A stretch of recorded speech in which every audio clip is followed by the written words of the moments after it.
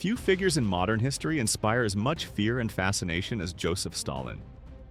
To some, he was the iron leader who turned a collapsing empire into a global superpower that crushed Nazi Germany.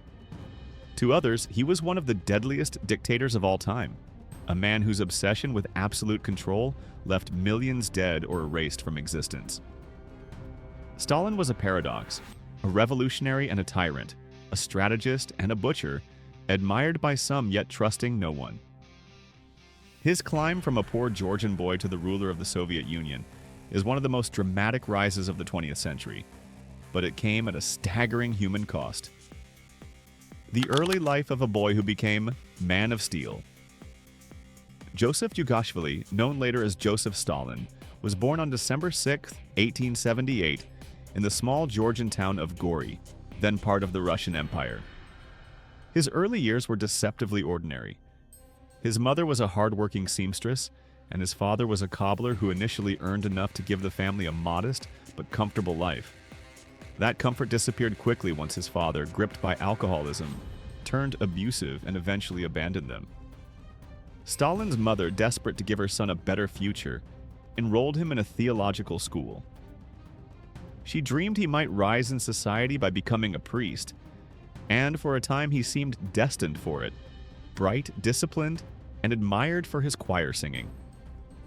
But as he grew older, the world of faith began to lose its shine. Secret books, forbidden political ideas, and the allure of revolution took hold of him. Within the walls of the seminary, Stalin discovered the works of Karl Marx. More surprisingly, he found inspiration in the legendary Georgian outlaw hero Koba, a character whose fearless rebellion left a deep mark on him. He began using Koba as an alias and poured his energy into underground socialist activism. His grades fell, his discipline slipped, and by 1899 he was expelled, officially for skipping prayers, though his political activity was no secret. That expulsion was the beginning of his transformation, the making of a ruthless young revolutionary. By his early 20s, Stalin was fully consumed by revolutionary politics, constantly hunted by Russia's secret police and living life on the run. Even among fellow revolutionaries, he stood out for his harshness, secrecy, and fierce temper, someone who never forgot a slight and rarely forgave. After aligning himself with Lenin and the militant Bolsheviks, he became a key organizer in the Caucasus. In 1906, he married Ekaterina Svanitsa, and their son Yakov soon followed. But when Ekaterina died the next year, Stalin's grief transformed him. At her funeral, he claimed his last warm feelings for humanity died with her. He left Yakov with relatives and threw himself deeper into violence, robberies, and underground operations to support the Bolsheviks. His actions made him one of the Tsarist police's most wanted men. Arrests, exiles, and escapes became a cycle until 1913, when he was banished to a remote Siberian village. Cut off and depressed, he faded so far from relevance that Lenin briefly forgot him. No one could have imagined that this obscure, exhausted revolutionary was only years away from seizing the heights of Soviet power. Revolution, civil war, and Stalin's first taste of power.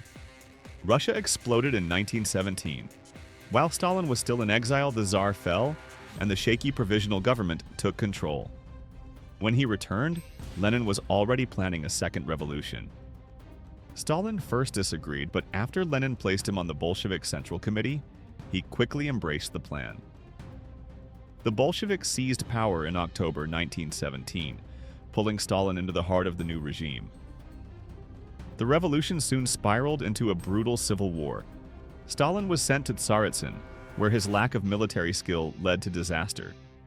Instead of admitting failure, he used intimidation and terror, executing suspects, burning villages, and crushing dissent.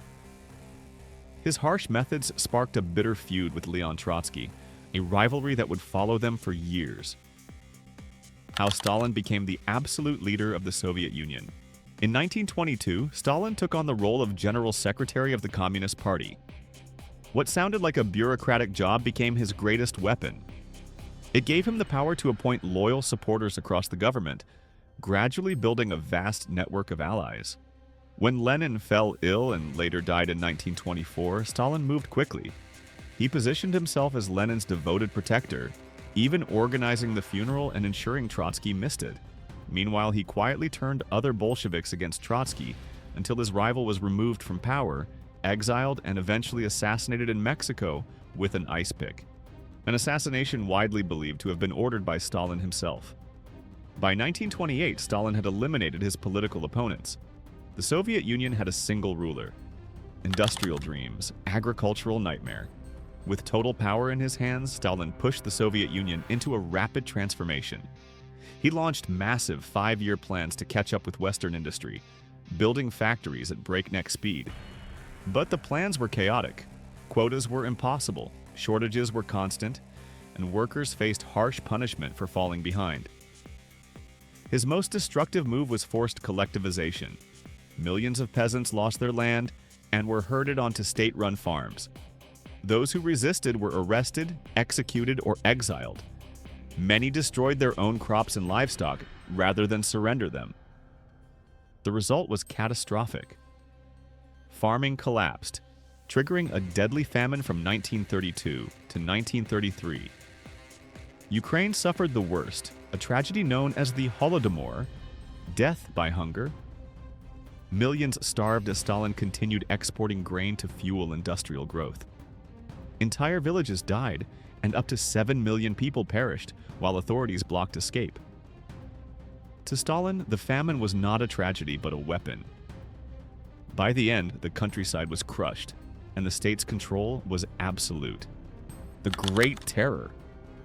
By the mid-1930s, Stalin's paranoia erupted into one of the darkest chapters in Soviet history: the Great Terror. Anyone could be branded a traitor, spy, or counter-revolutionary. Show trials filled with forced confessions ended in executions.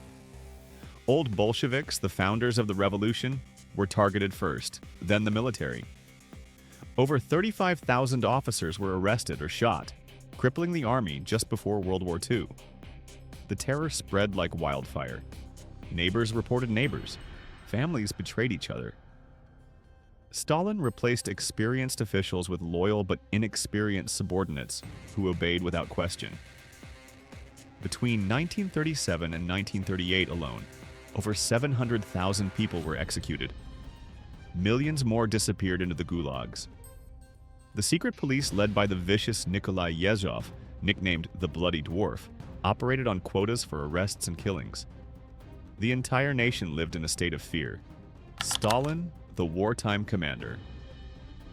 When Hitler invaded the Soviet Union in June 1941, Stalin was caught completely off guard.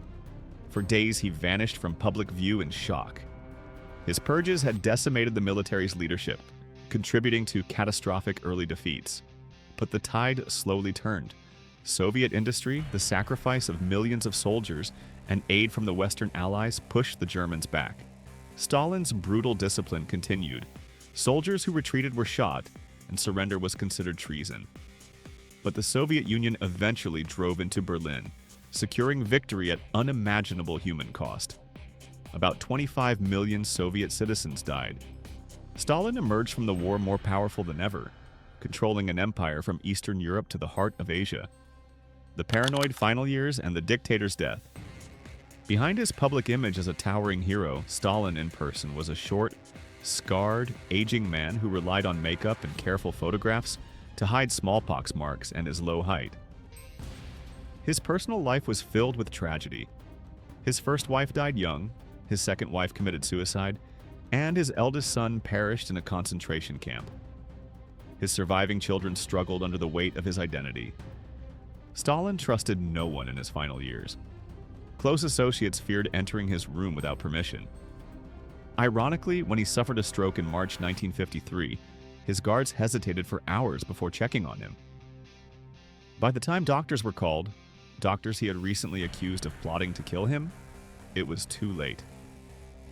Stalin died on March 5, 1953. As we reach the end of Stalin's brutal and complex journey, one thing becomes clear. History isn't just a list of dates and events. If you found this deep dive into history eye-opening, thought-provoking, make sure you hit the like, and don't forget to subscribe. Thanks for watching, and I'll see you in the next one.